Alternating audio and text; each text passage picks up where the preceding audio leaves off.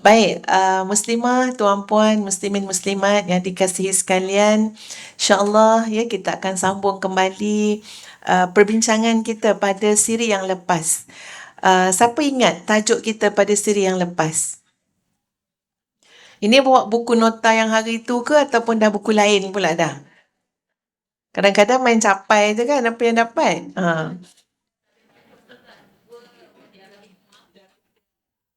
Ya, oh tak ada tajuk eh?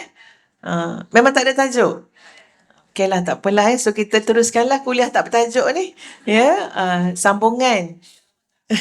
Ceramah khas kan ya, sambungan daripada apa yang telah kita bincangkan dahulu.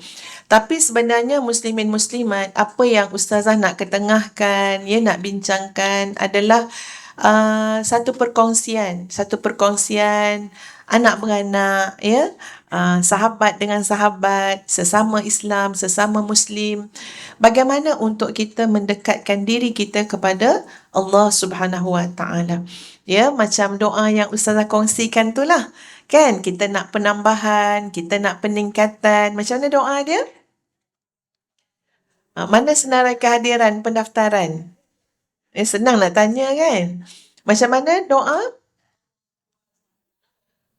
Allahumma boleh, Rabbi pun boleh. Rabbi zidna wa la tanqusna wa akrimna wa la tuhinna wa'tina wa la tahrimna wa athirna wa la tu'thir alaina wardina warda anna.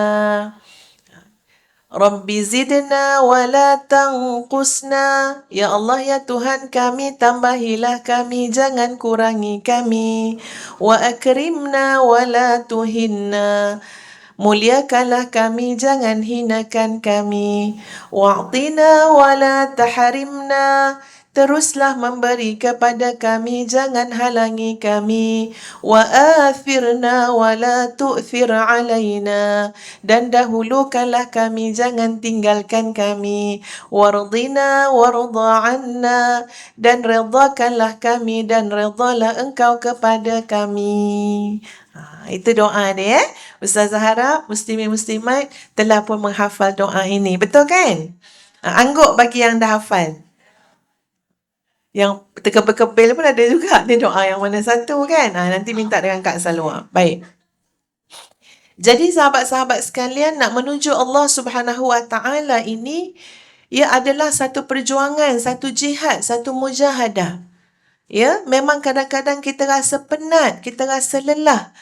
Yang kadang-kadang mungkin kita rasa kecewa. Ya, kadang-kadang mungkin kita rasa malas. Ini penyakit-penyakit yang datang. Ya, tapi bila kita, sahabat-sahabat sekalian, datang mencari ilmu, duduk dalam circle yang baik, bersama dengan sahabat-sahabat yang soleh dan salihah, insya-Allah itu membantu semangat kita untuk meneruskan perjalanan kita menuju Allah Subhanahu Wa Taala. Baik, sahabat-sahabat muslimin muslimat yang dikasihi sekalian. Saya cuma nak kongsi.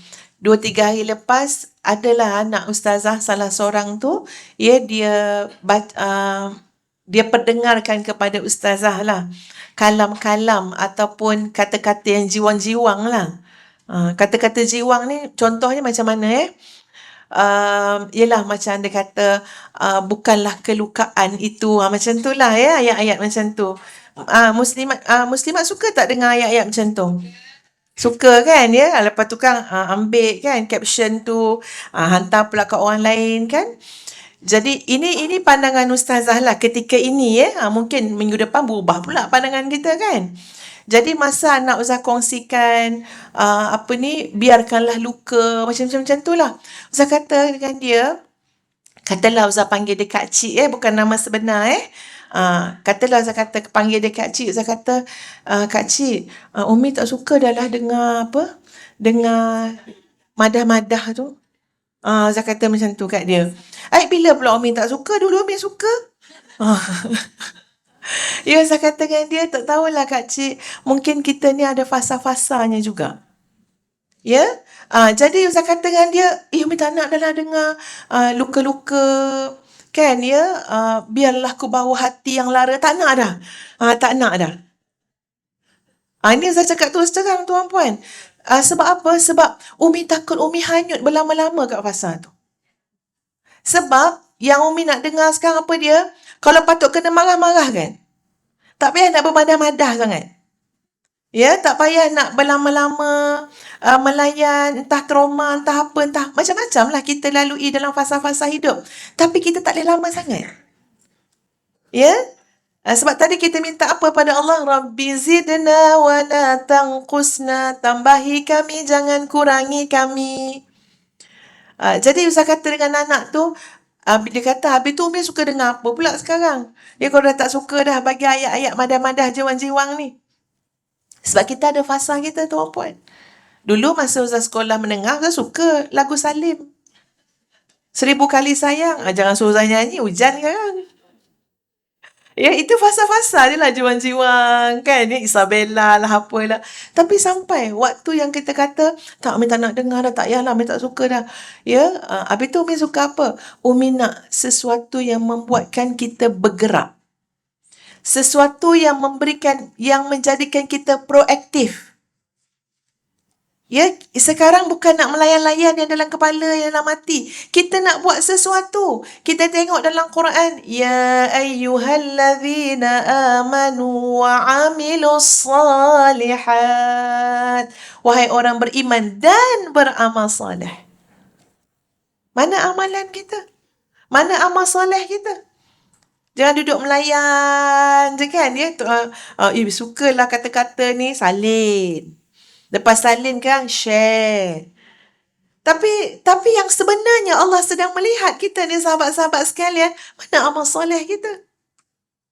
Ya, mana bekalan kita? Dia tak semata-mata itu. Jadi saya kata, tak apalah. Umi rasa Umi nak dengar orang cakap, orang seregah Umi. Hey, contohnya kan ya. Biar kata-kata yang macam tu. Yang orang kata apa? Dia panggil apa ya? Yang memang betul-betul memang nak suruh kita bergerak. Move on dalam maksud yang sebenar. Wa amilus salihat. Beramal salih. Kan? Ya, bangun, bangkit. Solat sunat, sedekah, amar ma'ruf nahi mungkar, buat dakwah, buat kebajikan, buat kebaikan. Kita nak yang macam tu. Dan yang kita nak tengok pun yang begitu. Ya, orang yang Masya Allah tuan-puan, yang macam-macam kebajikan yang dia buat, dakwah yang dia buat, amal soleh yang dia buat, kita nak macam tu. Sebab apa sahabat-sahabat sekalian? Sebab masa bergerak. Masa berjalan.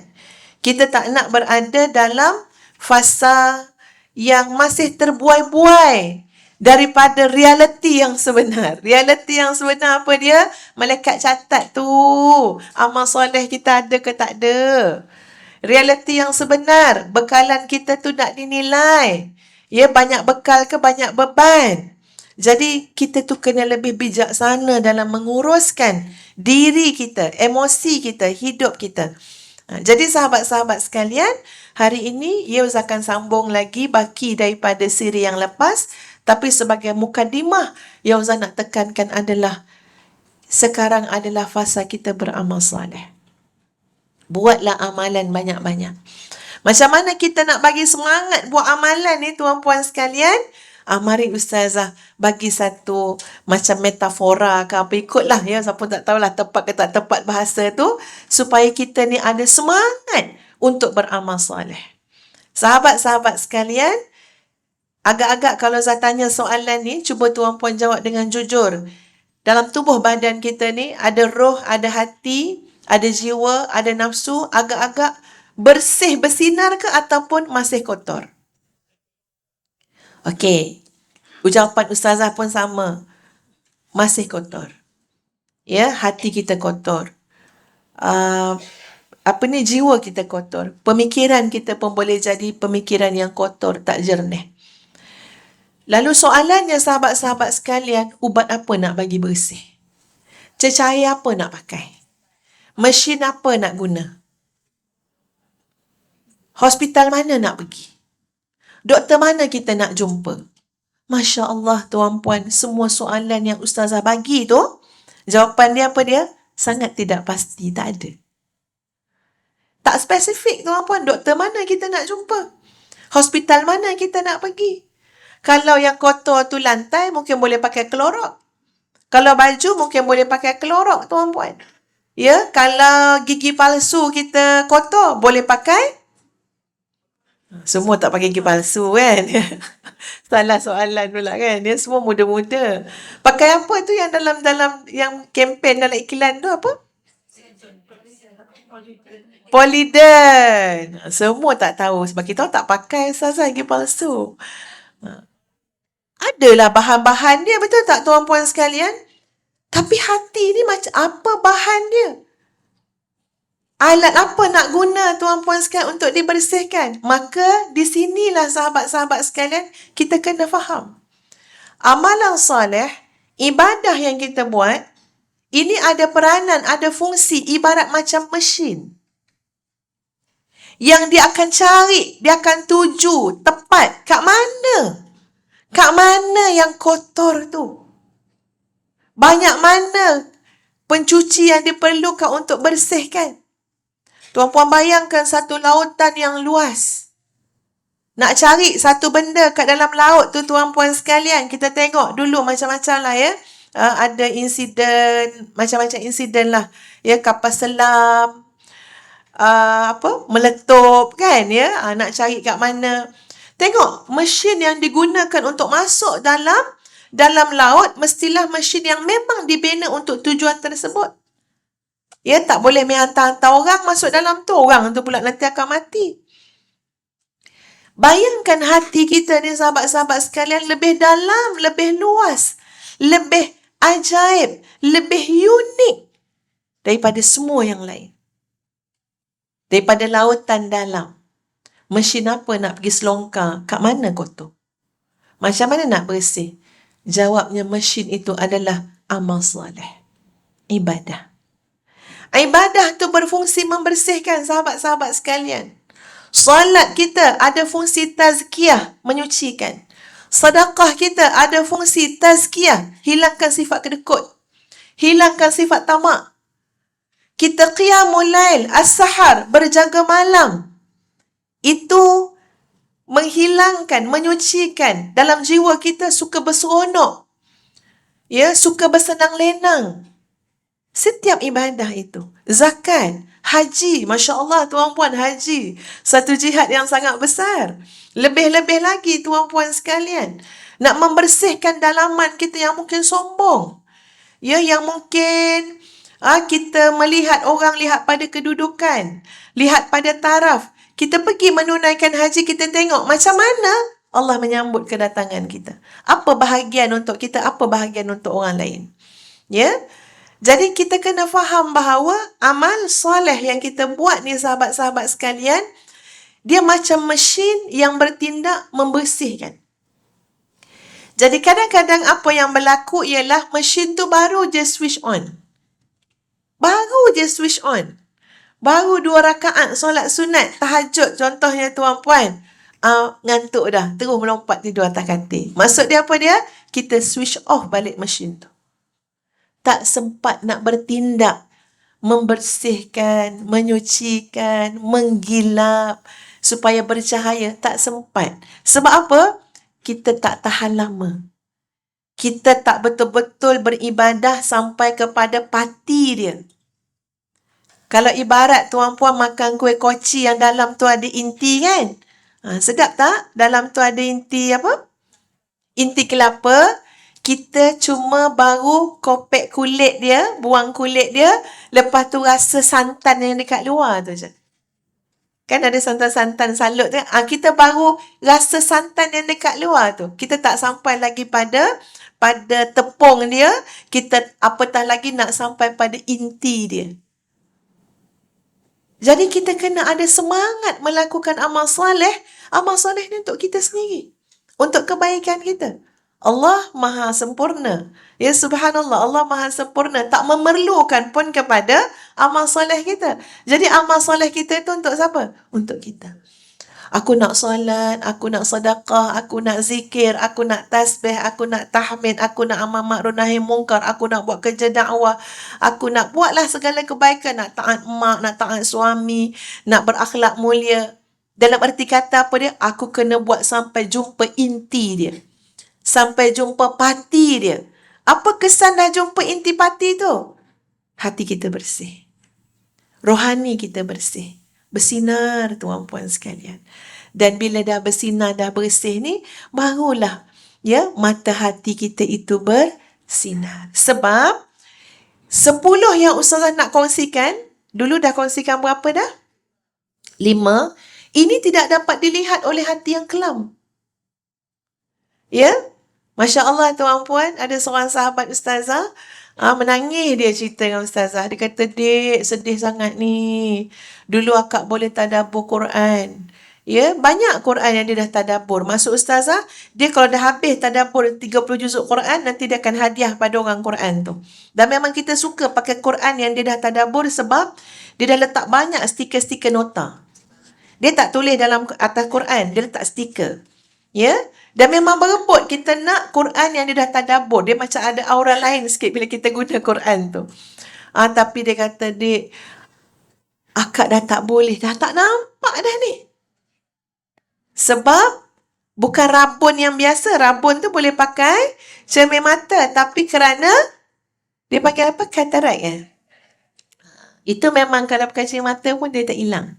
Dia memang kena, makna kena apa?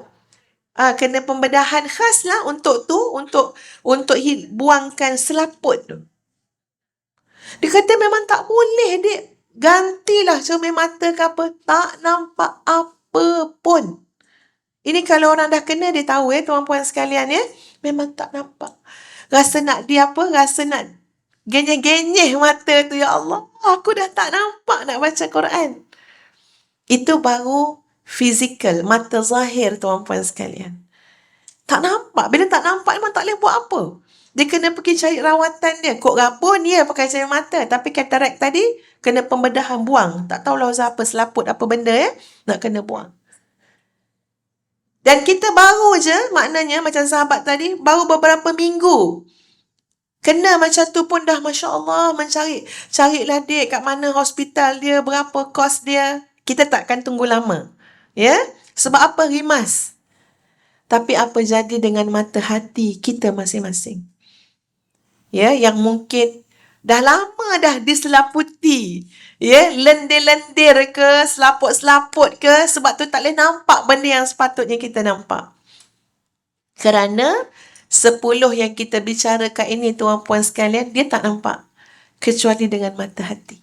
Sebab itu, Ustazah iringi tadi mukadimah kita dengan beramal salihlah.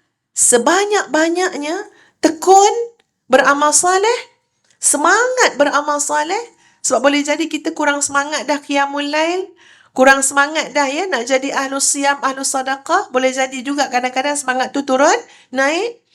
Maka biarlah apa yang kita bicarakan pada hari ini memberikan semangat kembali untuk apa? Untuk kita melakukan amal soleh. Sebab amal soleh itu sendiri ada peranan dia, antara lain adalah untuk membersihkan sesuatu yang tak dapat dibersihkan dengan jalan biasa.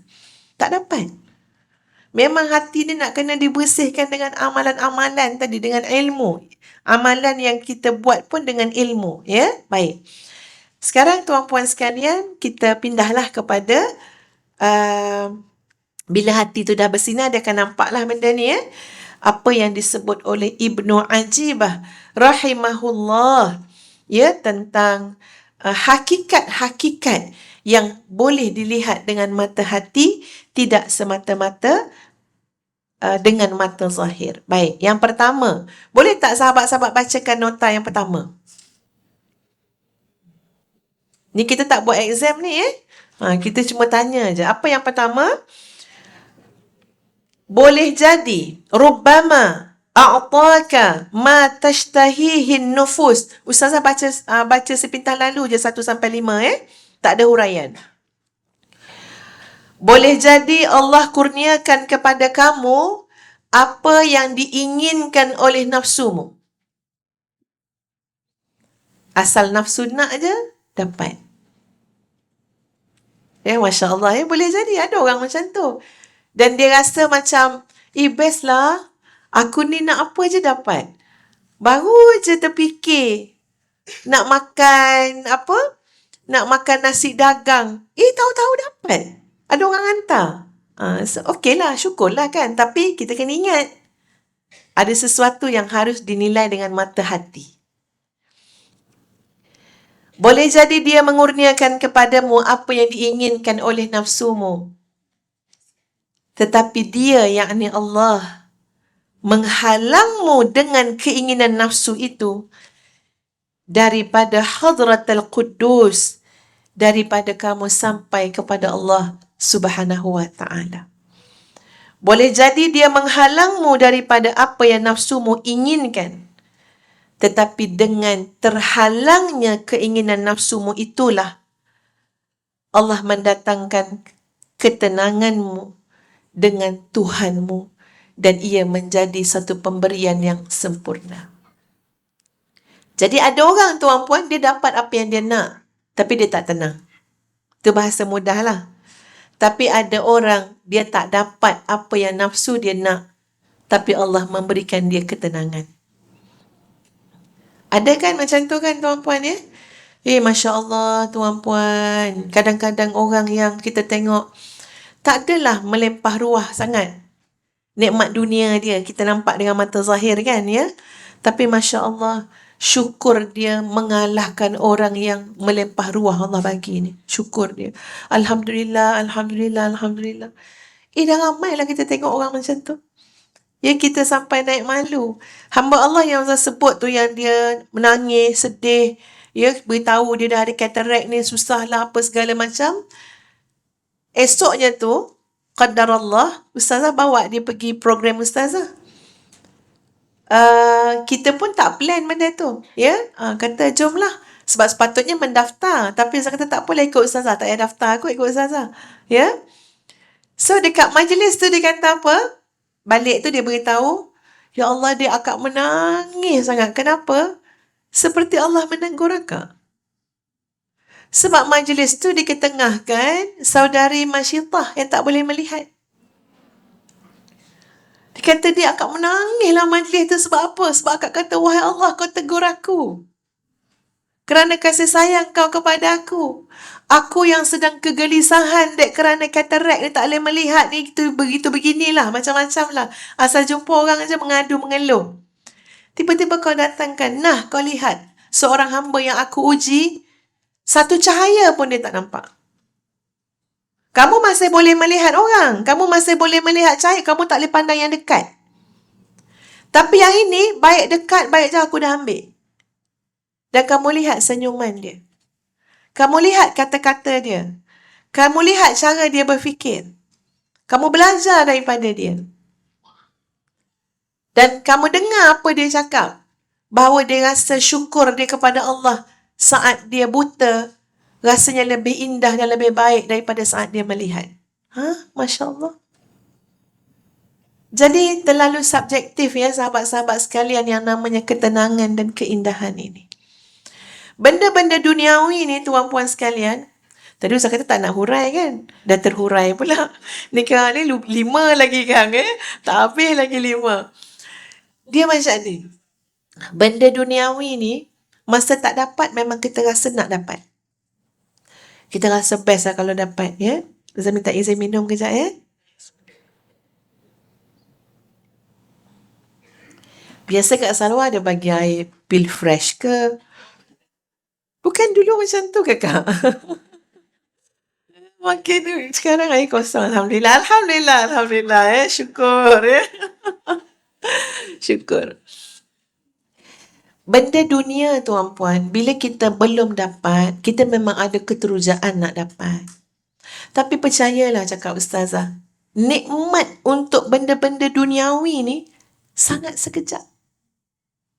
Rasa nikmat dia tu sangat sekejap. Rasa keterujaan dia tu sekejap. Sangat sekejap. Contoh apa dia? Nak sangatlah merasa apa benda, nak pakai pakaian cantik kan? Ya? Sangguplah beli harga ribu-riban. Masa nak tu ya tuan-puan.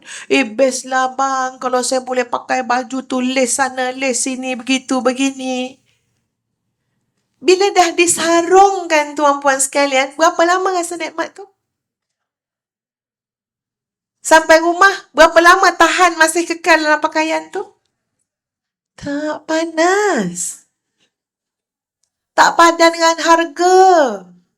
Cepat-cepat nak buka. Dah lah payah nak kena dry clean. Betul tak tuan-puan? Yang senangnya apa dia? Yang murah-murah ni. Pakai pun selesa, senang pakai. Betul tak tuan-puan? Tapi masa kita nak, terliur tuan-puan. Tapi lama-lama tak ingin dah mencari baju-baju dry cleaning. Sebab apa? Payah. Payah nak menjaganya tuan-puan sekalian. Kadang-kadang beli mahal-mahal. Bila kita basuh, mengecut. Jadi kain skirt. Masya Allah. Allah nak tunjuk betapa nisbinya nikmat dunia. Terlampau fana tuan-puan sekalian. Jadi kalau kita hanya berjuang untuk nikmat yang tak kena cara hilang, tak kena cara rosak, yang sangat sekejap, memang rugi. Ketenangan itu sangat subjektif. Jadi apa yang disebut pada hikmah tadi?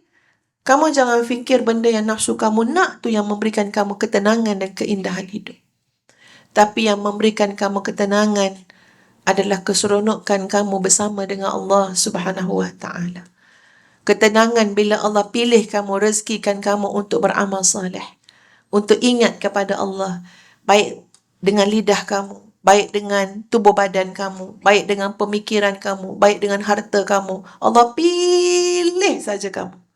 Allah pilih harta kamu menjadi harta sedekah, disedekahkan. Allah pilih lisan kamu untuk tasbih dan tahmid. Allah pilih mata kamu melihat yang baik-baik. Allah pilih suara kamu untuk mendengarkan, membacakan Al-Quran. Masya Allah, dipilih seluruhnya oleh Allah Subhanahu Wa Taala. Itu ketenangan. Satu. Yang kedua, Rubbama a'taka mut'atad dunya wa zahrataha famana'aka jamal al-hadrah wa bahjah. Boleh jadi Allah kurniakan kepadamu nikmat dunia dan hiasan-hiasannya. Allah bagi. Masya Allah, tuan-puan. Nikmat dunia ni dan hiasan-hiasannya ni memang cantik. Memang lawa. Kalau katakan itu rumah, maka rumahnya akan jadi rumah yang cantik, rumah yang lawa, rumah yang besar, rumah yang mewah. Kalau kata kenderaan, begitu juga. Majlis, jadi majlis yang cantik, yang mewah. Tapi sangat sekejap. Boleh jadi Allah bagi, kamu ambil. Lalu, kita ni jadi orang yang dikenali, kalau dia ni semua cantik belaka. Majlis dia cantik-cantik semua. Pakaian dia lawa-lawa semua. Seolah-olah trademark dah seseorang tu, kalau dia ni tak ada yang tak cantik, cantik belaka semua. Tapi itu pandangan zahir tuan-puan. Boleh jadi Allah bagi semua yang cantik pada zahir, tapi terhalang hati kamu dari melihat kecantikan dan keindahan Allah Subhanahu wa ta'ala. Kamu tak nampak pun betapa indahnya perbuatan Allah, maksud ustazah, takdir Allah Subhanahu wa ta'ala. Kamu tak nampak indahnya. Macam mana Allah sulam cantiknya. Macam mana Allah rencanakan. Masya Allah cantiknya. Boleh jadi itu kamu tak nampak. Sebab apa? Mata kamu dah disajikan dengan keindahan-keindahan material, fizikal. Kamu tak nampak dah. Tetapi boleh jadi juga Allah menghalang kamu daripada perhiasan dunia dan keceriaannya. Memang duit tak banyak, tak adalah, dunia ni terlalu sedikit Allah beri kepada seseorang itu. Tetapi dalam masa yang sama, fa'ataka syuhudal hadrah wa nazrataha, Allah mengurniakan hati kamu dapat tangkap image ataupun dapat melihat kecantikan, kebesaran, keagungan Allah Subhanahu wa ta'ala. Mata zahir kita melihat, wah, besarnya rumah, besarnya bangunan, cantiknya tempat. Tapi tak kembali puji-pujian itu kepada Allah Subhanahu Wa Taala. Tapi ada orang tuan-puan sekalian, Masya Allah, tasbihnya, ya, sekejap-sekejap subhanallah, subhanallah, subhanallah. Semua benda yang dia nampak ni, sebab semua ni ciptaan Allah kan, semuanya mengembalikan hatinya untuk melihat kebesaran, keagungan dan kecantikan Allah Subhanahu Wa Taala. Baik, yang ketiga. Rubbama a'taka qutal ashbah famana'aka qutal arwah. Boleh jadi Allah kurniakan kepadamu makanan fizikal dan zahir. Ui, kalau makanan fizikal memang tak kalah. Siapa dah tak tahu dah apa yang tak makan. Makanan negara mana rasa semua dah makan dah. Semalam Arab, kemarin Thailand, kemarin lagi yang Jepun, sushi pula. Sampai hari ni bertanya, nak makan apa pula? Balik makanan kampung lah. Nasi panas dengan ikan masin letak bawang. Dah lapar pula kan? Ya? Masya Allah, subhanallah. Apa teringin teragak je Allah bagi kita ni tuan-puan. Rasa nak makan kopok lekor lah, dapat kopok lekor. Rasa nak minum, Masya Allah. Sekarang pula ada Grab.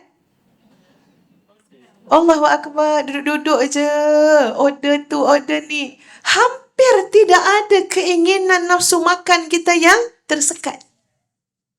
Tak ada tersekat tuan-puan. Rasa nak makan es krim lah. Es krim? Masya Allah, tak ada yang tersekat. Nak durian lah. Durian pun online tuan-puan sekarang. Tak ada yang tersekat. Tak payah nak cari kebun-kebun dah. Masya Allah. Cerita sikit boleh 2 minit. Kemarin, hari Ahad. Ahad rasa saya. Pagi tu, Ustaz teringin sangat nak minum sejenis kopi. Tapi tak nak sebut nama kopi tu, nanti macam iklan pula.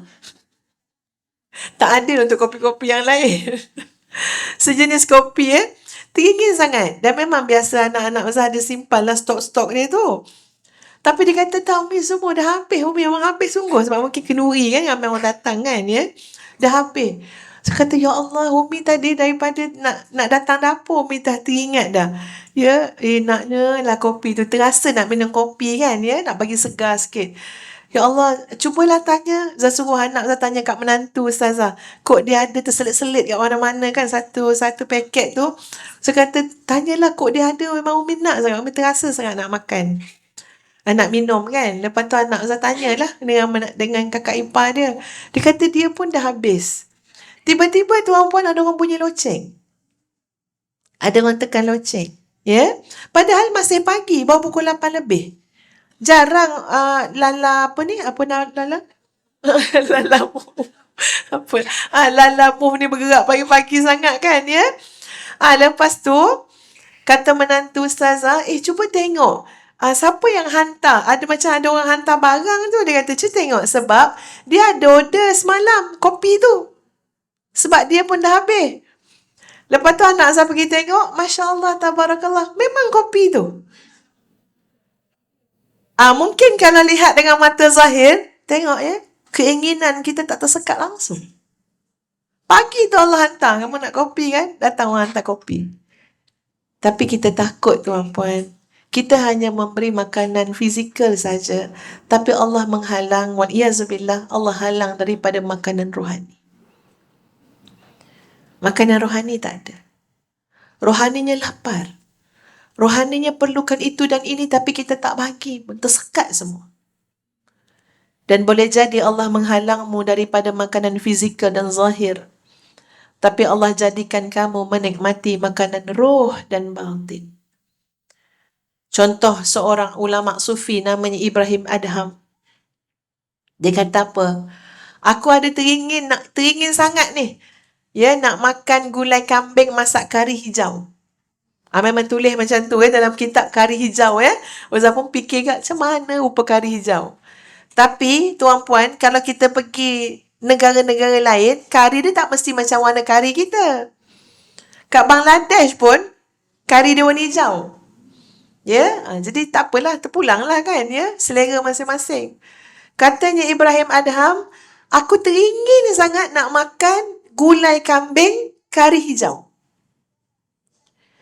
Lalu pada satu ketika tu, satu hari tu, dapatlah. Adalah orang bagi ke macam tu lah. Gulai kambing kari hijau. Oi, masa tu ya Allah, rasa macam nak ratah semua nak makan ni. Sebab apa? Kita memang teringin kan? Tapi dia kata aku bersyukur masa aku nak makan tu, hati aku sempat berkata-kata. Bertanya, sebenarnya yang mendorong kamu untuk makan ni, itu nafsu atau apa? Kalau nafsu, awas. Takut kamu hanya memenuhi keinginan nafsu semata-mata, nanti lelah untuk menguruskan nafsu itu. Nafsu yang kekenyangan. Maka, dia kata, kerana aku masih mengenal pasti yang nafsu yang nak, maka aku tahan.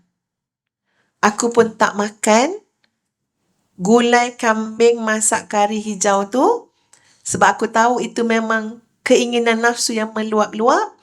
Biar aku didik dulu nafsu aku. Bila aku rasa nafsu tu terdidik, maka makanlah sikit saja, tak payahlah macam orang pelahap sangat. Ya, maka itu hari aku akan makan nanti gulai kambing kari, apa tadi? Kari hijau. Jadi tuan puan, tempoh mendidik dia tu berapa tahun? 40 tahun. Tak makan langsung gulai kambing kari hijau. Selepas 40 tahun, bila dia rasa nafsu tu dah tunduk, pasti nanti bila makan akan menjadi nafsu yang bersyukur kepada Allah, yang tahu nikmat Allah yang harus disyukuri. Maka lepas 40 tahun, aku menikmati gulai kari hijau tu dengan sifat dan watak yang berbeza. Memang tak sama kan maknanya Allah, aku dah menahan 40 tahun untuk mendidik nafsuku. Agaknya mau makan sambil menangis kan? Sambil menangis makan. Alhamdulillah ya Allah. Kau redalah rezeki ni untuk aku. Beza yang dulu tu. Yang nak sangat. Masa makan tu mungkin lain. Dan boleh jadi Allah menghalang kamu daripada makanan fizikal dan zahir, tapi Allah jadikan kamu menikmati makanan roh dan batin. Yang keempat, Rubbama a'taka iqbalal khalqi. Boleh jadi Allah kurniakan kepadamu perhatian dan sambutan makhluk. Masya Allah, ni jenis orang yang pergi mana pun, orang sambut dia. Orang suka dia. Glamour, popular, macam-macam lah. Dan kita jangan lupa, kita berada pada zaman yang semua nak cari follower kan? Kebanyakan orang. Ya?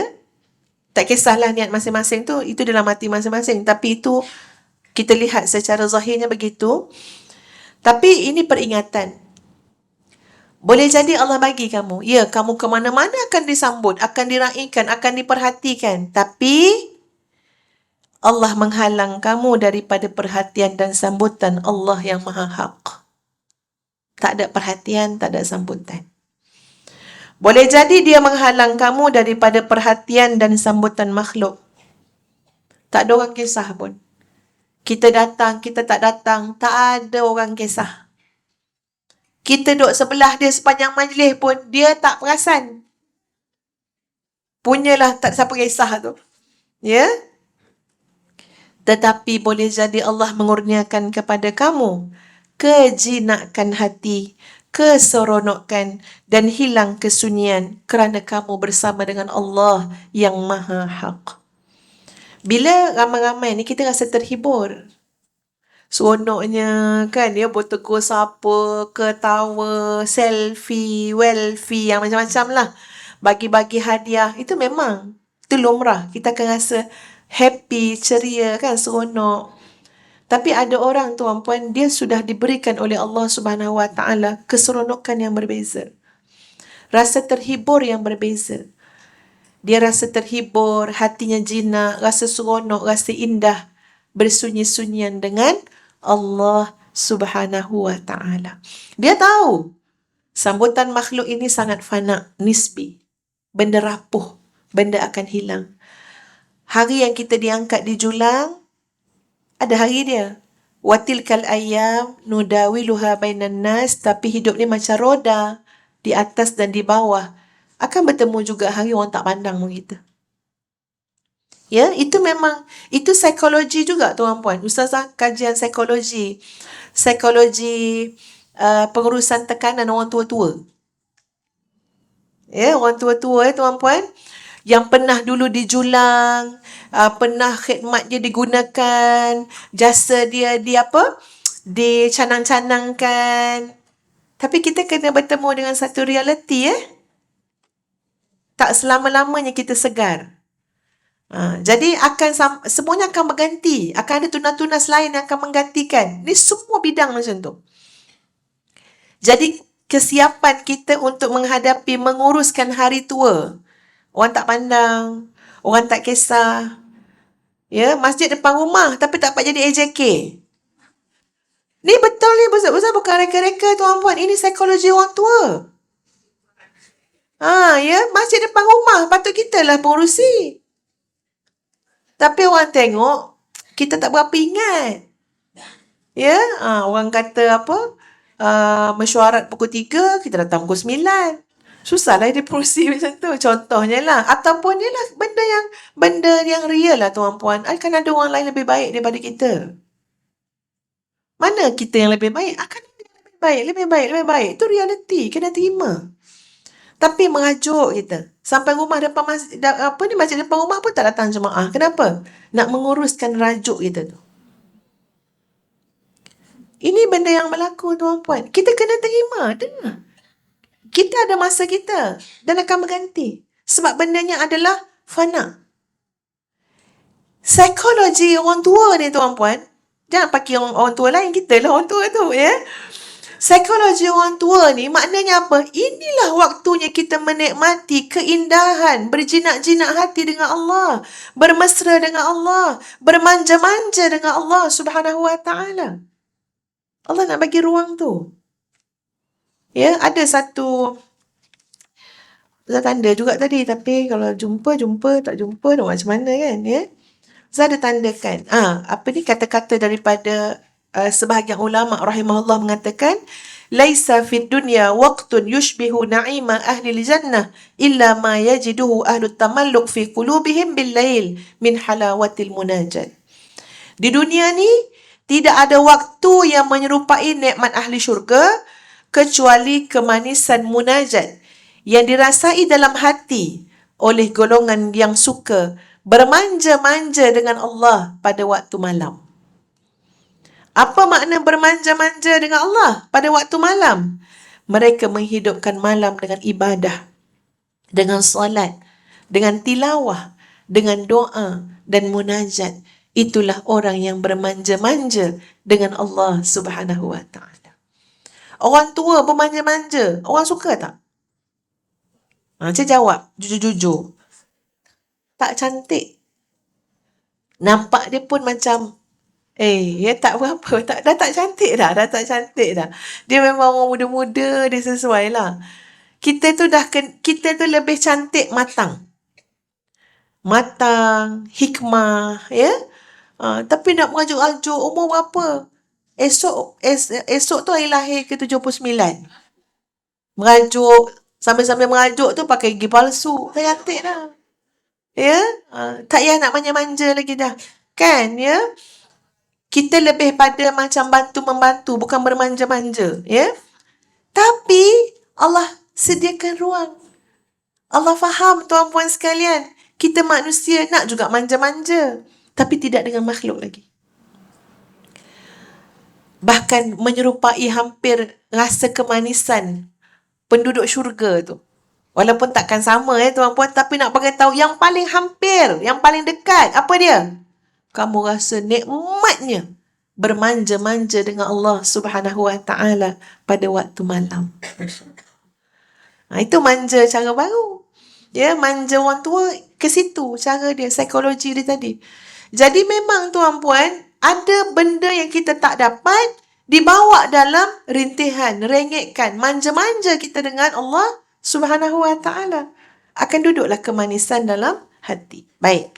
Yang kelima, boleh jadi Allah kurniakan kepadamu pelbagai ilmu dan buka bagimu pelbagai khazanah kefahaman.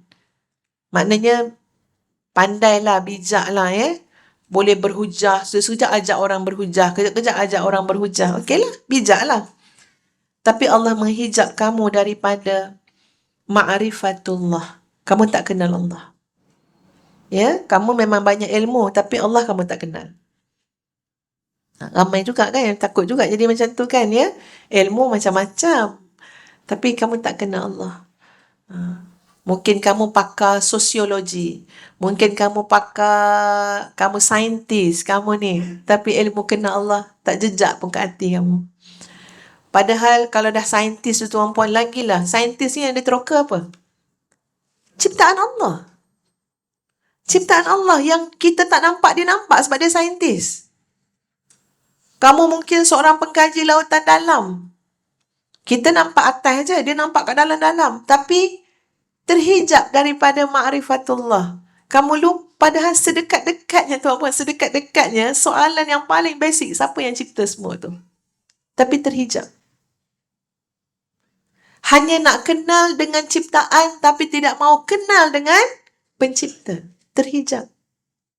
Masya Allah tuan puan sekalian. Dan boleh jadi kamu terhalang daripada mendapat banyaknya ilmu. Taklah banyak macam orang lain. Tak adalah digelar ilmuwan ke, scholars ke, macam-macam lah. Tapi bila Allah mengurniakan kamu nikmat ma'rifatullah, maka itulah kurniaan yang besar. Bila kamu kenal Allah Subhanahu wa ta'ala, maka itulah kurniaan yang sangat besar. Jadi, semua ni sebenarnya nak bagi kita mencari sesuatu yang bernilai di sisi Allah Subhanahu wa ta'ala. Baik, sekarang baru kita masuk pada yang ke-6. Rubbama a'taka 'izzad dunya wa mana'aka 'izzal akhirah wa rubbama mana'aka min 'izzid dunya wa a'taka 'izzal akhirah.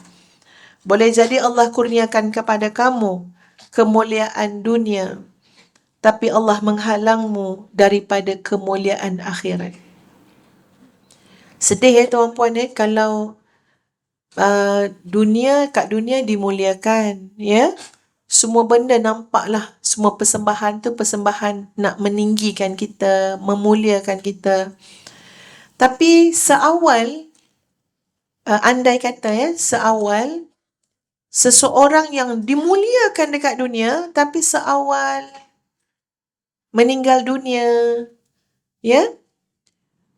langit sana tuan puan sekalian, yang sepatutnya malaikat-malaikat bila menyambut roh ni, dia akan sama ada jadi hingar-bingar di langit sana, kerana roh yang akan datang naik ini adalah roh yang wangi. Maknanya semua dah bercakap-cakap dah, ni roh siapa ni, wanginya, bersihnya. Kita tak bawa benda tu. Ni cerita yang gaib tuan-puan sekalian. Seperti mana kita boleh tengok lah disebut dalam kitab Tazkirah, contohnya tentang ehwal kematian ni. Tapi di sana ada juga riuh rendah para malaikat kerana busuknya. Tak padan tuan puan masa di dunia dimuliakan. Tak pernahnya busuk, penuh dengan minyak wangi. Datang majlis, semua majlis wangi-wangi, tak pernah pergi majlis busuk-busuk pun. Majlis pun Masya Allah, kerana dimuliakan. Tapi wal-iyazubillah tuan puan, seawal kematian boleh jadi petunjuk. Seseorang itu dimuliakan ataupun dihinakan. Apabila malaikat huru-hara lah, hingar-bingar pula bercakap, roh siapakah yang busuk ini? Terlalu busuk. Sebab pada waktu itu semua maksiat tu dijelmakan juga dalam bentuk bau-bau yang busuk, yang hanyir, yang jijik. Masya Allah. Masa kita hidup dunia ni, Allah tutup lagi tuan puan. Tutup tu kerana rahmat Allah. Kerana Allah nak bagi peluang. Jangan sampai dibawa sampai ke hari mati. Bawa sampai hari mati, terdedah nanti semua.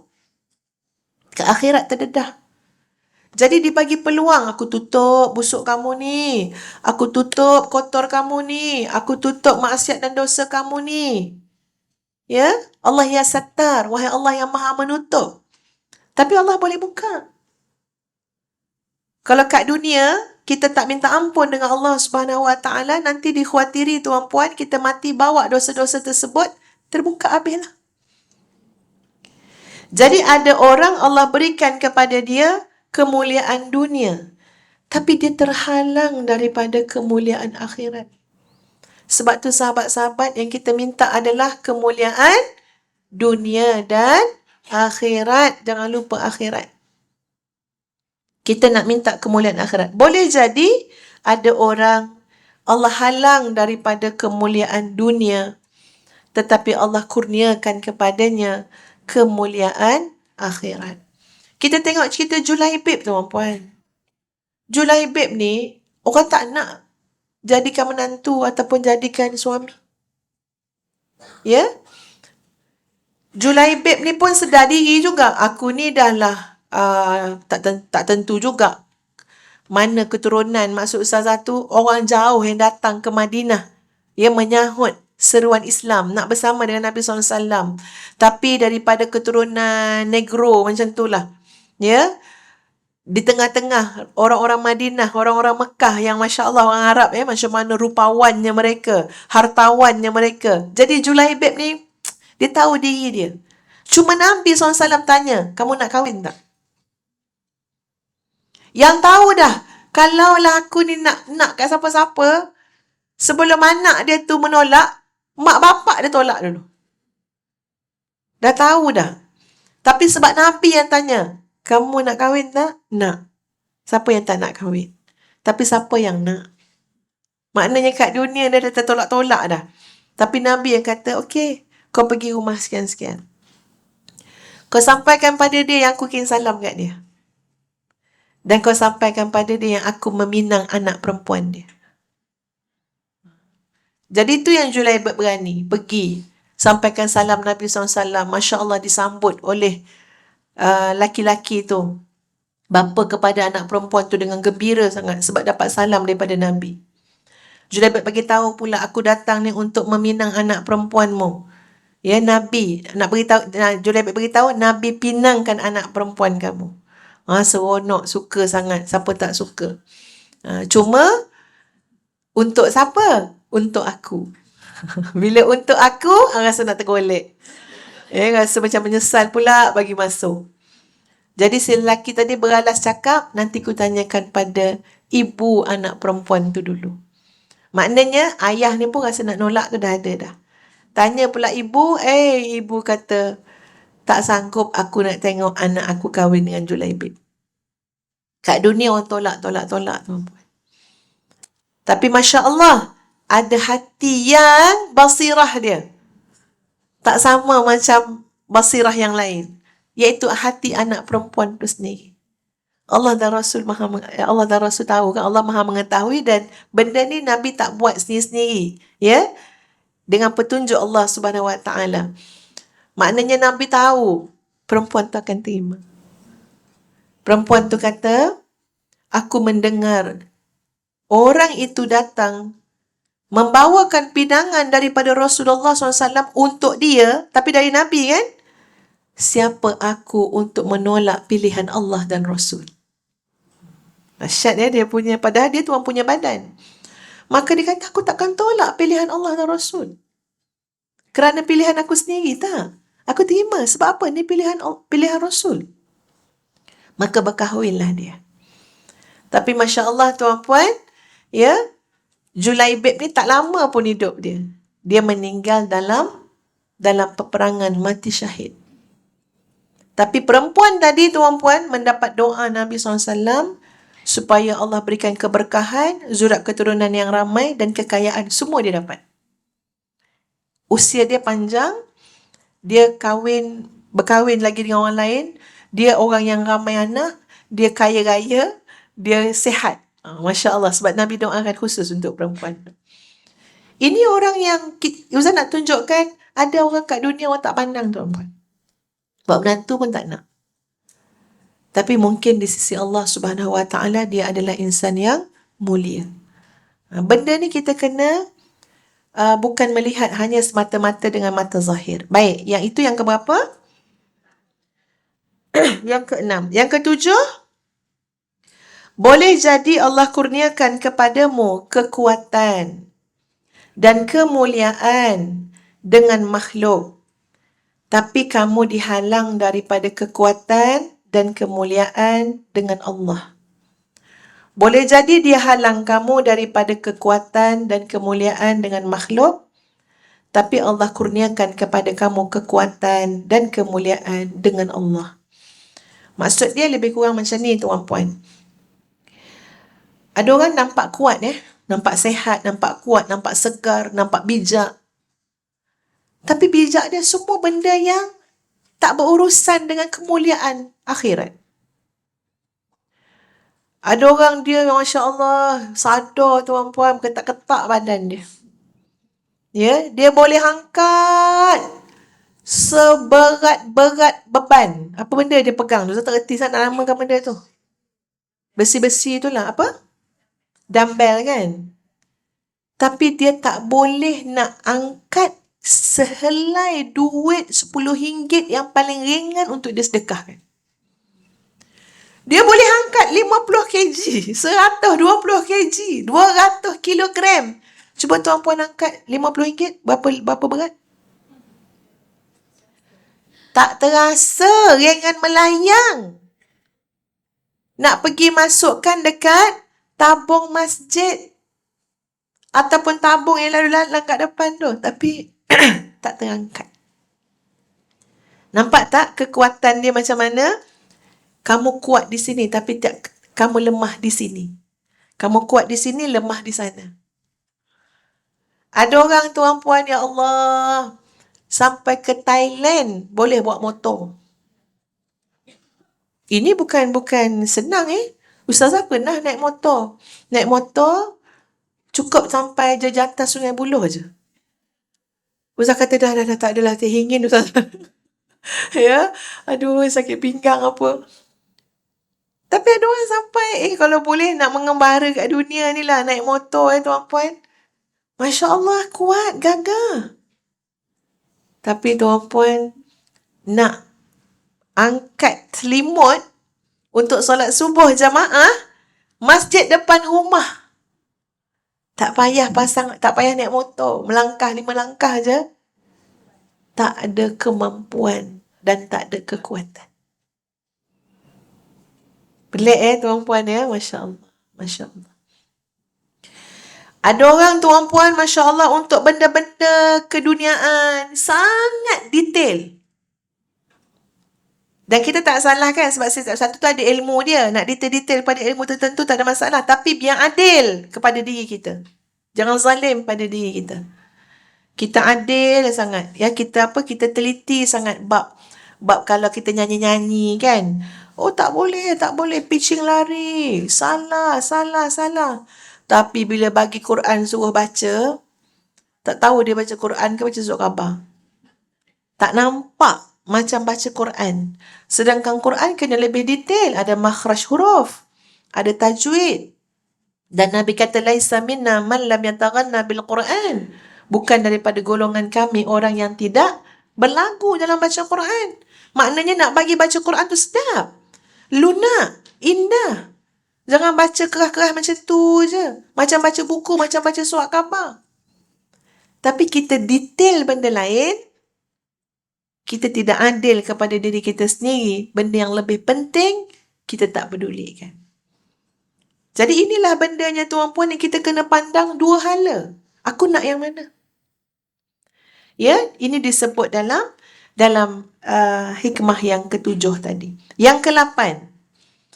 Rubbama a'taka khidmatal kauni famana'aka min syuhudil mukawwin.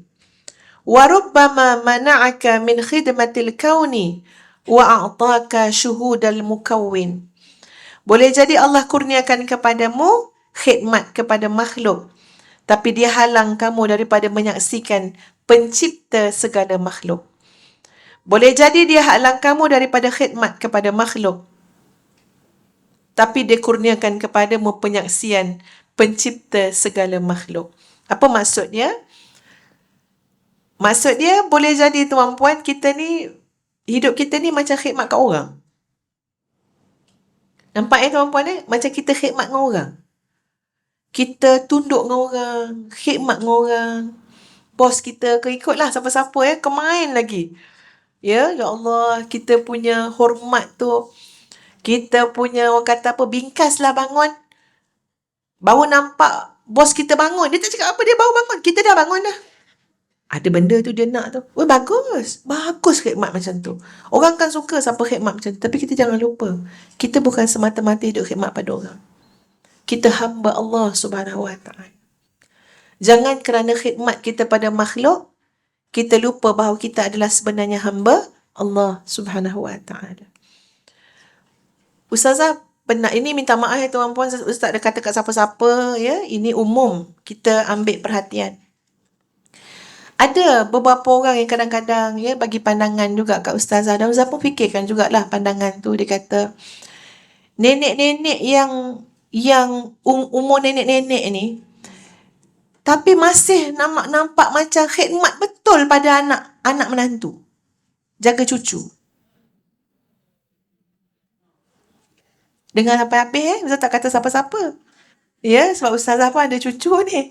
Baru semalam khidmat kat cucu yang kecil tu kan.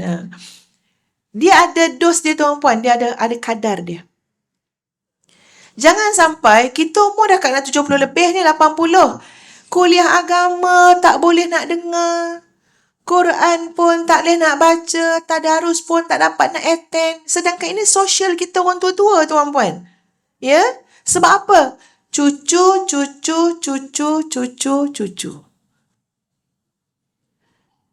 Ustaz percaya benda tu ada pahala juga. Tapi berpada-pada. Betul berpada-pada. Ustazah memang ambil cucu masa dia tak menangis. Dia start dia kuat-kuat, carilah orang lain. Mana mak dia apa. Sikit-sikit bolehlah kita tenangkan dia kan. Tapi tidak sampai makna kita ada urusan lain. Kita dah jaga anak daripada dulu dah, anak kecil-kecil tuan-puan. Sekarang fasa lain pula. Menyantuni memang menyantuni, balik je cari mana cucu. Tapi tak menjaga. Bukan menjaga yang lama-lama, tak. Ada had dia, kita tahu batas dia apa dia. Quran kena baca. Kuliah kena pergi. Suami kena uruskan. Jadi kita tahulah. Tapi kalau yang sampai orang pun melihat macam memperhambakan diri pada anak cucu ni something wrong tuan-puan. Ini kenapa sampai ada orang yang kadang-kadang sampai dah keterlaluan khidmat pada makhluk. Sampai semua tak sempat lah apalah. Nanti kan malam-malam penat. Tak boleh nak kiam dah. Sayanglah. Sebab setiap tu ada time dia. Time yang kena untuk kita yang macam ni lain. Bukan lagi jaga budak-budak kecil. Ada had dia. Kita nak tolong jaga siang mungkin boleh sikit-sikit. Jadi pemantau boleh. Pembantu dia ada. Kita tolong tengok-tengokkan. Tu boleh. Itu sangat terhormat tuan-puan. Ataupun mak, tolong jaga mak. Saya ada kursus berapa hari seminggu. Boleh. Khidmat-khidmat macam tu tak ada masalah. Tapi bukan macam yang Nabi kata tuan-puan, akhir zaman kamu akan melihat apa macam mana ayat dia? Ibu-ibu kan melahirkan tuan.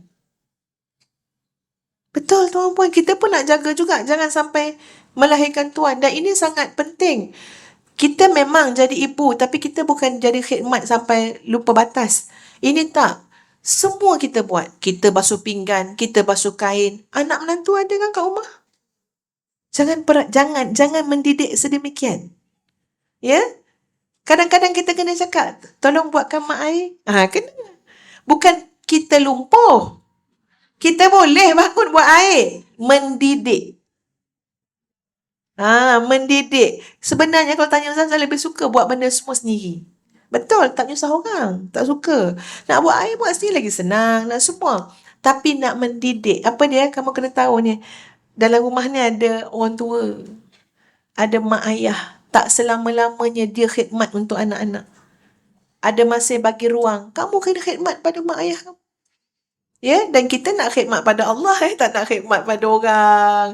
Dulu pun masa jaga anak kecil-kecil pun, solat pun lebih kurang. Takkan dah tua pun macam tu juga. Betul tak tuan-puan? Jadi kena faham benda tu. Ada orang, dia mungkin bagus sangat khidmat pada makhluk. Tapi dia lupa. Dia patut khidmat pada Allah Subhanahu Wa Taala. Dia hamba Allah. Banyak benda yang kita nak buat. Ya. Tapi ada orang, Allah halang dia daripada khidmat makhluk. Allah jauhkan dia daripada makhluk. Tapi Allah kurniakan kepada dia penyaksian pencipta segala makhluk. Mungkin tadi Ustaz sebut ya tuan-puan, dia konsep mendidik dalam keluarga ni sangat luas. Bukan dengan maksud kita buat semua benda. Ya, tapi kita mengajar. Kita berikan kasih sayang, kita menasihat, ya, kita membantu. Tu baguslah. Tapi jangan kita pula yang sudahnya khidmat. Jadi apa? Anak kita jadi tuan, kita pula lah, ya, bawa. Sebab kadang-kadang saya hati ada juga macam tu. Anak nak suruh basuh pampers, nak suruh basuh anak kan, ya. Mak ni apa? Ada tu puan ya. Mak, macam mana boleh serah baby yang nak basuh apa ni pada mak kita? Cebokkan anak mak, bagi kat mak, hantar kat mak. Tak cantik tuan-puan ni, tak, orang lain tengok tak cantik dah tuan-puan. Ya. Tapi kalau mak ni pula ikut je, itu tak mendidik. Itu tidak, sesekali boleh. Itu kita lah yang minta. Mesti dia mak cebokkan. Apa kita nak buat sendiri. Tapi kalau dah hari-hari jadi kebiasaan, tiba-tiba nak cebok je, bagi mak. Mak mana nak cebokkan anak? Tak cantik. Mak tu kena cakap, tak, mak tak nak cebokkan lagi dah. Kena cakap. Ya, cebokkan sendiri apa saya suruh mak. Ya, kena cakap macam tu. Ya, kena ada limit dia. Ni tak semua. Semua kita. Baik, yang ke-9. Rubbama a'taka at-tasarrufa fil mulki wa mana'aka dukhulal malakut wa rubbama mana'aka min at-tasarruf fil mulki wa manahaka syuhudal malakut. Sebenarnya kalau kita faham bahasa Arab lebih cantik lagi lah, lebih sedap ya, sebab dia punya kata-kata dia ni kita dengar ujung-ujung pun sama kan, malakut kan ya. Memang sedap. Cuma kita terpaksalah terjemahkan. Boleh jadi Allah kurniakan kepadamu kemampuan bertindak mengikut kehendakmu dalam alam zahir. Tapi dia halang kamu daripada masuk ke alam malakut. Boleh jadi dia halang kamu daripada bertindak mengikut kehendakmu dalam alam zahir. Tapi dikurniakan kepadamu penyaksian alam malakut. Ustaz nak bagi senang faham, Ustaz bawa cerita seorang sahabat Nabi yang panjang usia dia, namanya Imran bin Hussein.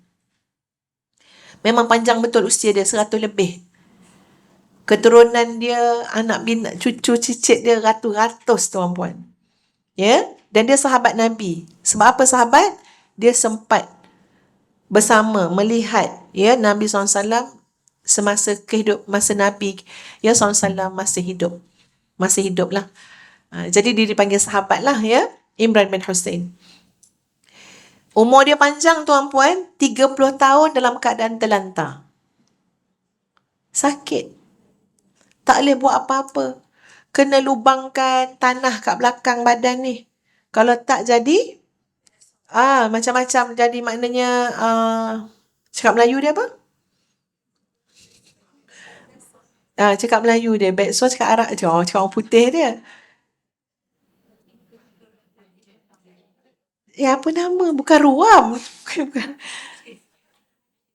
Bukan terhakis. Nampak gaya semua tak pernah cakap Melayu Dia ada satu perkataan tapi saya lupa. Melecet. Dia jadi melecet. Lagi 9, melecet. Ya. Tuan-puan, 30 tahun terbaring. Sahabat yang datang tengok menangis. Lalu Imran bin Hussein tanya, kenapa kau nangis? Sebab sahabat tadi pandang yang zahir. Kamu dah terlantar 30 tahun. Belakang kamu ni dah kena buat lubang. Kenapa? Tak nak bagi melecet. Sana melecet, sini melecet. Bila kita hanya melihat dengan pandangan zahir, tuan-puan, kita menangis lah. Siannya, siannya, siannya. Semua asyik sian. Hari nak hujan, siannya. Sian pada orang yang baru sedia kain. Allah tu maha pengasih, maha penyayang. Allah tahu apa yang Allah bagi. Tapi kita lah kononnya kesiannya, kesiannya, kesiannya. Kita tengok orang berniaga kan. Kesiannya. Hari nak hujan. Elok kesian tu. Tapi biarlah kesian tu ada tindakan. Apa dia pergilah beli. Kamu ada duit kan? Kamu nampak tak yang Allah tunjuk pada kamu? Kita kata kat diri kita lah. Kamu ingat Allah sengaja tunjukkan kamu keadaan ni. Kamu melihat orang yang baru saja pasang dia punya khemah nak berniaga. Tiba-tiba kamu nampak, ya Allah, gelap nak hujan. Kamu ingat Allah sengaja nak suruh kamu tengok. Dan kamu hanya kata, siannya, siannya. Apa maksud dia sebalik kesian tu? Tuan-puan, kita pun kena hati-hati bercakap ya. Kalau kita ada anak-anak kita nampak nak hujan, orang ni, ya Allah, mak kesiannya kat dia, tengok tuan kesiannya hujan pula dah. Kita kena lebih bertanggungjawab. Jangan matikan bahasa kita kat situ. Nanti anak-anak kita pun fikir benda yang sama. Seolah-olah macam kehendak Allah yang berupa hujan itu tidak adil untuk peniaga-peniaga itu. Sedangkan Allah itu tidak pernah menzalimi sesiapa pun. Jadi kita kena bertanggungjawab bahasa kita tu. Mungkin kita boleh kata kesiannya, tapi Allah lebih kesian daripada kita. Allah lebih penyayang daripada kita. Pasti ada sesuatu yang Allah nak bagi kepada mereka. Kena macam tu tuan-puan. Jangan habiskan macam tu je. Kita kadang mudah kesian. Padahal benda tu kan ketentuan Allah Subhanahu Wa Taala. Dan kita melihat tu maknanya apa dia? Buatlah sesuatu. Pergilah cepat-cepat beli apa yang boleh beli. Kalau kamu tak nak makan pun, tapi kamu ada duit, kamu boleh beli, kamu bagilah pada orang lain. Sedekah jiran tetangga kamu. Kamu dah setahun dah tak sedekah kat jiran. Betul tak tuan-puan? Ustazah kat tempat ustazah, tuan-puan, Masya Allah, tak tahu siapa yang buat tu. Tapi kadang-kadang bila kami, macam adalah satu tempat tu, dia punya nasi lemak dengan bubur dia memang sedap. Yang jual tu orang tua. Ya? Kalau kami pergi beli, tak payah bayar. Sebab apa? Semua tu dah dibayarkan oleh seseorang. Jadi orang datang nak beli, tinggal ambil je. Pakcik tu pun baiklah. Ya, tak ada pula pakcik tu minta double 2 kali yang dah bayar-bayar yang beli-beli yang jual-jual. Tak. Dia cuma duduk situ sebab apa? Nak bagi habis sebab semua ni dah ada orang bayar dah. Tinggal siapa datang nak beli, tak payah bayar ambil. Masya Allah, cerdiknya orang bersedekah tu. Kita akan tengok, kesiannya pakcik tu dah tua, dah dia berniaga. Kesian-kesian, tapi tak ada tindakan.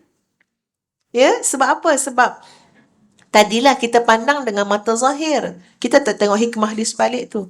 Kata Imran bin Husain, kamu ni kesian-kesian nangis-nangis tengok aku ni. Allah tidak buat tidak baik padaku. Kenapa kamu nak sedih-sedih? Ya, macam budak kecil lah tuan-puan. Budak kecil kan, kalau dia nangis kita tanya dia kan, siapa buat? Abang, dia kata. Kita pun cakap, amen, babab abang. Betul tak kan? Jadi, kata Imran bin Husain ni, Allah tak buat tak baiklah pada aku yang kau nak nangis-nangis ni. Allah sedang menyantuni aku. Allah sedang membersihkan aku. Dan aku merasai kenikmatan memuji Allah bersama dengan ribuan malaikat. Masya Allah. Dia menyaksikan yang lain, tuan-puan. Kerana hatinya bersih. Ya. Sebab tu ada orang, dia tak masuk dalam alam-alam tu, dia tak terasa, jadi dia nampak yang zahir-zahir je lah. Tapi ada orang, Masya Allah tuan-puan, walaupun dia sakit, tak ada kemampuan zahir, ya, tapi dia dah dibawa masuk ke satu peringkat yang lain, yang terasa memuji Allah dengan para malaikat macam yang disebut oleh Imran bin Husain tadi. Jadi, maknanya tuan-puan, kita kena timbang, analisa hidup kita ni. Boleh jadi aku macam ni, tapi tak macam ni. Yang kita nak apa dia? Yang membawa keberuntungan di sisi Allah Subhanahu Wa Ta'ala. Yang ke-10. Rubbama a'taka anwaral malakut wa mana'aka at-taraqya ila bahril jabarut wa rubbama hajaba 'anka anwaral malakut fa'ataka ad-dukhula ila hadratil jabarut. Dia bila dah masuk 7, 8, 9, 10 tu dia terlampau dalam. Ya, dalam maksud dia mungkin untuk kita nak faham tu, kefahaman kita dangkal saja. Maknanya kefahaman kita tu surface, permukaan saja. Sebab ini dah masuk bicara-bicara yang terlalu dalam ya tuan-puan yang hanya difahami oleh orang yang menikmati. Jadi kita tak nikmati nak memahamkan payah juga. Setakat boleh cakap bolehlah, tapi orang menikmati dia faham. Ya. Maksud dia adalah boleh jadi dia kurniakan kepadamu cahaya-cahaya malakut, tetapi dia halang kamu daripada mendaki ke gunung ataupun lautan Jabarut. Boleh jadi dia menghijab daripadamu cahaya-cahaya malakut, tetapi dia kurniakan kepadamu masuk ke hadrat Jabarut. Jadi macam saya katalah, ini dah perbincangan yang terlampau dalam. Ya, ini adalah alam-alam ghaib ya yang kita pun tak tahu, tak pernah nikmati. Tapi ini adalah gambaran tingkatan ataupun maqam seseorang di sisi Allah Subhanahu wa taala. Ya. Ada orang yang kita rasa macam orang tak betul, tapi sebenarnya dia bukan tak betul, dia wali Allah. Ya, kita tak tahu. Ini memang dah perbincangan yang terlalu dalam, kan? Wali Allah, Allah bagi karamah macam-macam, ya, tuan-puan sekalian. Mungkin kalau ada di zaman sekarang orang seperti Aid Al-Qarni, tak dipandang secara zahir. Tapi Masya Allah ya, bagaimana Allah mengangkat kedudukannya, itu maksud dia, ya tuan-puan sekalian. Baik. So 10 tu telah pun Ustazah huraikan. Mungkin 1 sampai 5 sampai 6 tu lebih mudah lah ya untuk kita memahaminya. Dan mudah-mudahan ya kita ada pandangan yang lebih kuat dari segi basirah. Selalu mencari hikmah. Tak apalah, tak dapat yang ni, Allah nak bagi ni kot. Husnuzan dengan Allah Subhanahu Wa Taala, ya. Dan sahabat-sahabat sekalian, kesimpulan dia, Ustaz harap apa dia? Bila kita dah belajar benda-benda seumpama ini, apa yang berlaku pada kita adalah rasa tenang dan puas hati. Kalau belajar, pergi kelas tapi asyik tak puas hati je balik. Heran juga suami kita kan? Tadi daripada mana ni? Daripada kelas lah. Kelas tasawuf. Kemarin. Tapi balik asyik tak puas hati je. Tak puas hati dengan suami, tu salah, ni salah, tu salah, anak salah. Ini pelik juga tuan-puan. Betul, di sana ada benda kita nak baiki, nak islah. Tapi kita tenang-tenang saja. Kita kena berurusan dengan kenyataan, tuan-puan. Ya, tak kita datang belajar, balik semua jadi wali kat rumah tu, tak. Ya, kita pun tak jadi wali lepas belajar, ni kan yang tak datang belajar kat rumah contohnya kan, ya. So, kita kena berurusan dengan realiti. Apa dia? Kita kena hadap realiti. Kita nak islah tapi tenang. Kita nak islah, mohon pertolongan Allah. Kita nak islah, mulakan dengan diri kita. Jangan balik, tu tak puas hati, ni tak puas hati. Ya, itulah bang, patutnya abang, macam-macam lah. Ya, macam-macam lah, jangan sampai keluar. Patut tak kahwin dengan abang tau. Jangan sampai keluar. Padahal mengaji sampai habis kitab. Hujung dia balik, saya tak patut kahwin dengan abang. Allahu Akbar. Jadi maknanya apa? Kita tak pernah bertemu dengan hikmah. Apa yang Allah rencanakan untuk kita? Setiap dia macam ni ya, para muslimat kita kena ingat macam ni. Kita nak masuk syurga kan? Agak-agak mana jalan kita masuk syurga? Jalannya adalah, modalnya adalah apa yang kita ada. Jangan apa yang kita tak ada. Allah tak pernah zalim. Apa yang kita ada? Kita fikir kita masuk syurga bila kita ada anak yang soleh sangat. Lahir-lahir terus azan. Bukan orang azan kat dia, dia azan. Punya soleh. Itu fikiran kita. Tapi sebenarnya susah payah, sumpuk sangkak kita membesarkan anak yang kadang-kadang degil, tak dengar cakap. Itu jalan kita masuk syurga. Tapi kita tak boleh nak bersangka baik dengan Allah. Kita fikir kita masuk syurga kalau suami kita soleh. Mufti. Ya, macam-macam lah dalam angan-angan kita. Ya, ya Allah bestnya ustazah kalau saya boleh, ya, suami saya riba kepala dia atas saya, lepas tu sambil membacakan ayat-ayat suci Al-Quranul Karim. Kan tu masuk lagu Ketika Cinta Bertasbih. Itu berangan. Realitinya ada. Tak macam tu tuan-puan. Realitinya. Tapi itu jalan kita masuk syurga. Sabar yang kita perlukan. Ya. Istighfar yang kita banyak baca. Ya Allah tenangkan aku. Ya Allah astaghfirullahalazim. Astaghfirullahalazim. Itu jalan dia. Sebab tu kita kena hadap benda yang Allah bagi pada kita. Dengan sangka baik kepada Allah. Kenapa? Tengok dengan basirah. Ya Allah, Allah baik dengan aku. Allah boleh jadikan anak aku ni terus baik. Suami aku terus baik. Isteri aku terus baik. Tapi kalau semua terus baik, aku dapat apa? Tapi Allah baik. Jadikan aku jalan. Mereka jadi baik. Nasihat aku jadi jalan. Mereka kenal Allah. Supaya apa? Supaya aku dapat sesuatu. Kalau tak nanti kita kehilangan bekal. Sebab apa? Semua dah baik. Jadi kita dapat apa? Masya Allah, baiknya Kau ya Allah. Kau tahu apa yang aku perlukan lebih daripada diriku sendiri. Allah bagi kita banyak menangis contohnya. Itu lebih baik daripada banyak ketawa. Tuan-puan, banyak menangis ni lah. Ada benda-benda yang kadang-kadang menyebabkan kita menangis. Kita senang bangun qiyam. Betul tak? Bahkan menanti-nanti waktu qiyam. Tak apalah aku nangis madang garang lah. Pukul 4 kan aku start menangis. Sampai macam tu sekali ya. Dah siap dah. Pukul berapa nak menangis tu.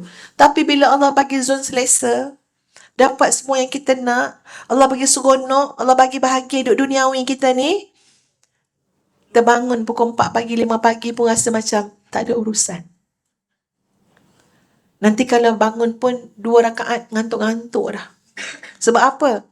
Dia tak main emosi dan perasaan tu. Rupa-rupanya Allah sentuh emosi kita.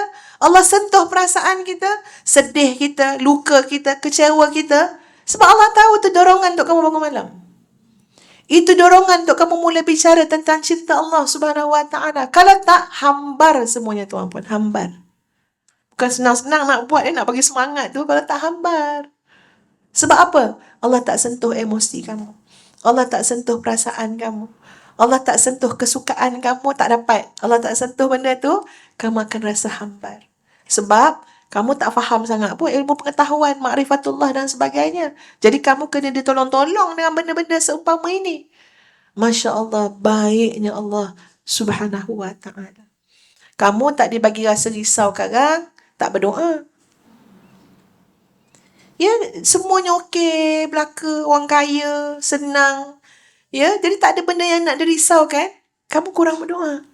Tapi diberi risau, diberi bimbang, kamu akan berdoa sungguh-sungguh pada Allah. Kamu akan memahami erti tawakal kepada Allah Subhanahu Wa Taala.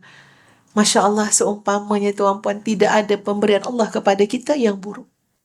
Semua baik. Cuma kita pandang dengan mata zahir ataupun pandang dengan basirah, dengan mata hati. Jadi kesan daripada kuliah-kuliah, mencari ilmu, kelas-kelas pengajian, kita jadi makin redha, makin puas hati, makin tenang, makin bahagia, makin pandai menguruskan realiti kehidupan kita. Ya, itu yang sepatut dan sewajarnya. Wallahu ta'ala a'lam. InsyaAllah kita jumpa pada masa yang lain. Terima kasih pada sahabat-sahabat semua muslimin muslimat yang dikasihi. Ya, kita berharap dan berdoa kepada Allah Subhanahu Wa Taala agar Allah memilih kita untuk Allah kurniakan redha dan cinta Allah Subhanahu Wa Taala. Ya, mudah-mudahan pada sakibaki usia yang kita ada, ya, kita dapat melaksanakan amal soleh yang diridai oleh Allah Subhanahu Wa Taala. Astaghfirullahalazim, astaghfirullah